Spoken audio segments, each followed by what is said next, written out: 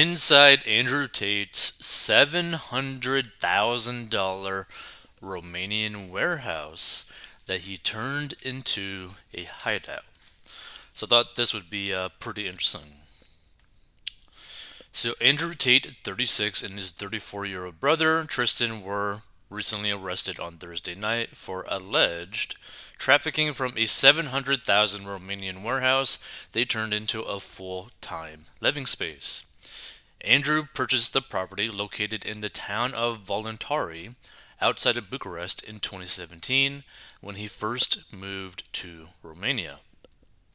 Born Emery Andrew Tate III, the social media influencer and professed misogynist said his decision to leave the United Kingdom was 40% based on avoiding charges as police investigated abuse allegations. Andrew had moved to the UK when he was little after his father, Emery Tate, struggled to find work in the United States. So by age 11, I was the man of the house, he has says, claiming he soon started working in markets while still at school. Now, it's kind of interesting though, because imagine pretty much having like a pretty massive compound in the heart of a city almost. Now, I think Romania is more of kind of like country type of style of everything, right? Pretty like laid back in this sense, even in the city. But it's pretty interesting, right? Because we're talking like a pretty massive sized area. That's kind of funny though. Labeling Tate's Cars, you see these little things right here, all Tate's Cars. The Top G podcast right here. The Hustlers University right here. That's pretty funny. And Andrew Tate's gym. Wait, hold on. Wait, is this whole thing the compound? This whole thing? That'd be pretty insane. Security guard. Interesting. So this is inside one of the living spaces. One thing's for sure, I don't know much about Andrew Tate, but he definitely has pretty cool taste in spaces. I mean, this is a pretty nice looking area. So, in one video explaining why he moved from the UK to Romania, Andrew said, I'm not a rapist, but I like the idea of just being able to do what I want. I like being free, according to The Guardian. Photos of his Romanian compound, which he once gave viewers a tour of, show a very obvious bachelor pad with sleek furniture and contemporary style throughout. One room holds a high-tech display of monitors with multiple security video feeds, and another space has a James Bond-themed glass wardrobe that shows off an array of guns and black jackets. A wood-paneled room with leather armchairs appears to be the same area where Andrew recorded his widely mocked critique of climate activist Greta Thunberg, in which he was seen smoking a cigar. Let's see. I guess the massive chessboard. Andrew Tate's bedroom. I think I think personally what I like the most about this spot is the simplicity of everything, pretty much. Another living space, okay. The indoor pool and fitness area. The media room. Okay. Owns a large chessboard as a tribute to his late dad, who's an international master of the game. So it is from this home that he ran Hustlers University, according to The Guardian, where about 127,000 men pay him $47 a month for his tips on wealth and life in general. Now, to put this into perspective, right? So, 127,000 people times $47, that's $5,969,000 a month. So, for a year, he's making $71,628,000 typically. Like, this is some like crazy wealth generation. Like, this is some crazy money making. Because you got to keep it into like a perspective, right? It's like you've created pretty much your own like Netflix in a way, and every single month, as long as you got followers, people that believe in your stuff, people that want to learn from you, etc., you're able to consistently, pretty much forever, make about 6 million a year. Oh, 6 million a month. Like, that is crazy. Imagine making almost $72 million a year pretty much every year. Like, if you were to keep growing your following, if you were to keep providing some sort of value to your fans or followers, and you're making this type of money, it would not be long until you become like a cash billionaire, which personally I think is way more powerful than, like, let's say, someone who's a billionaire on paper because they own a bunch of stock, simply because they probably can't actually really do much with that. Like, it's going to be hard for them to actually access that money, or they're going to basically have to take loans on that money to get more immediate access, which puts them basically at risk in terms of they have to basically go through another person to simply use their money. So, I don't know. I personally like the idea of the recurring revenue model for like any type of business because, again, this is a crazy amount of, like, just imagine if you were making 6 million a month. Like, 6 million a month every month. That is some insane stuff. So, previously released arrest video shows officers with battering rams and guns sweeping through the dark villa before escorting Andrew into a car. Prosecutors have alleged both brothers are suspects in a reportedly organized crime ring that sexually exploited at least 6 women who were allegedly recruited, housed, and forced into performing adult videos for sale online. The backyard with the water feature. Okay. So officers recovered various weapons during the raid, including several guns, a knuckle duster, a hatchet, and swords of varying lengths, in addition to stacks of money. Andrew's rise to fame started in 2016 when he appeared on the UK reality TV show Big Brother.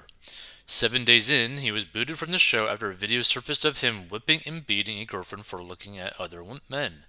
A second video emerged of him telling a woman to count the bruises he inflicted on her. He has said that if a man in a relationship has sex with someone else, it's not cheating, it's exercise, then claimed that if the female partner even talks to a dude, it's cheating. So the thing is, I am aware that there was like a video that basically, where it showed him basically beating a girl. But it was weird because that girl also came out and basically said that was pretty much him and her doing like a rough play situation. So that's also kind of an interesting thing. So Andrew's views led to numerous online bans starting in 2017 when, at the height of accusations against disgraced Hollywood mogul Harvey Weinstein, he was suspended by Twitter for saying that women should bear responsibility for being sexually assaulted or raped. Now, I did check out the full kind of like video of that, and the context was basically, as a lady, it'd probably be smart of you to not go down into like downtown, down an alley at night where crime tends to happen, basically, from the video. So, regarding his wealth, Andrew has said that he made his first million when he was 27, and then I had $100 million by the time I was 31. He told Aiden Ross in a streaming interview earlier this year, I became a trillionaire quite recently, the world's first trillionaire, he claimed, even suggesting he had compiled more than 3 times the bank of Elon Musk at the latter's richest. Now, obviously, I highly doubt that he's a trillionaire, but I would not be surprised if Andrew Tate is actually close to a billionaire or even an actual billionaire. And the only reason why I say that is because he was involved in crypto, I believe. Not super early on, but probably early on enough, and probably had some sort of connections in that realm to where maybe he did illegal stuff there or not, but maybe he was involved in like a pump and dump or something and or got into like a coin very early, and with the amount of money that he was making per month, it wouldn't be crazy to think that he put like a few $1 million per month into various cryptos, and those things skyrocketed. He came out and probably made a few $100 million or more from that. Like I could see him potentially doing something like that, just because the amount of cash that he had coming in gives you so many opportunities. Like a way to really put into perspective, if you had basically $6 million coming in, which he wasn't making 6 million every single month, but like I believe he's been actually keeping a pretty high subscription amount of people, like anywhere from like I think 80,000 to 100 and whatever 20,000. So it's like he was probably making anywhere from like 4 million to 6 million per month every month for a year or more, right? So you could do a lot with that money. One, you could buy all those types of cars that he was buying. Two, you could buy a lot of real estate if you want to go down that route. You could put a lot of money into crypto, which could potentially skyrocket. Or he could potentially even hide a whole bunch of his money into crypto. Like into, I don't know, like USDC coin, I think. Like the basically the equivalent of the US dollars. There's like various versions of it. Like it wouldn't be hard for him to basically put money into crypto in some form and either make a crazy amount of money or basically hide a lot of his wealth so that pretty much no one really knows how much money he actually has. So let's check out some of these comments. So it is from this home that he ran Hustlers University, according to The Guardian, where about 127,000 men pay him $47 a month for his tips on wealth. Ha ha, that's his tip on wealth. Get dudes to pay you. The thing is, if you're able to provide some sort of value every month to where people are willing to pay you this type of money every month, which by the way, $47 a month isn't even that much money. Like that's and in a lot of places that's basically like a gym membership, right? This is actually some just crazy wealth generation. Like it's just insane. So in the whole of the United States, his father couldn't find a job, so he moved to the UK. And at 11, he was the man of the house. A lot of blanks need to be filled in here. I think, to my knowledge, his dad was basically a grandmaster chess guy, but really only made money playing chess, and he couldn't really use any of that skill, I guess, in the United States. And so he went to the UK to maybe find some sort of type of work or something. I don't know. It's weird. One thing's for sure, his dad was, I think, kind of odd in the sense that he never really was there for his wife or his kids. Is kind of like a deadbeat dad. Let's see. So his parents divorced and his mother returned to her hometown in the UK, taking the children with her. Most reporters suck and couldn't write a complete, well researched, and informative article if their lives depended on it. Let's see.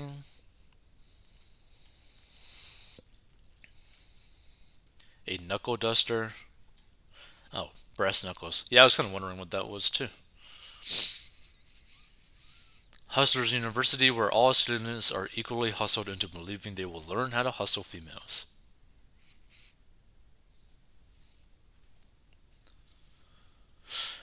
I've never even heard of this guy before, but if he had just laid low instead of arguing online with a child, well, the thing is that girl's like 19, so he would still be chilling in that lavish lair of his. His arrogance and ego have cost him everything, and now he's just another caged animal. Karma came very swift for him. Well, the thing is, there's like a lot of weirdness around this whole situation because I believe Andrew Tate converted to basically becoming Muslim, and he, I guess, previously donated a large amount of money to the Catholic Church, right? In Romania, because I believe Romania is a very Catholic slash Christian country, like extremely. So maybe they thought that was like a slap in the face and, you know, was willing to look the other way or do another country's bidding to allow him to get into trouble. The thing is, you just never really know. Like, this is the whole thing about these types of things. You just don't know what's really going to happen until you see the results. Nice pad, but really, Romania. The thing is, he should actually probably be in Dubai. Like, if you're very wealthy and you don't really want to pay taxes, you want to basically be in an area where you don't really got to worry about crime or anything, Dubai is probably a good option for a lot of people if you're making really good money because it is very expensive over there. But I don't know. I think it's kind of weird.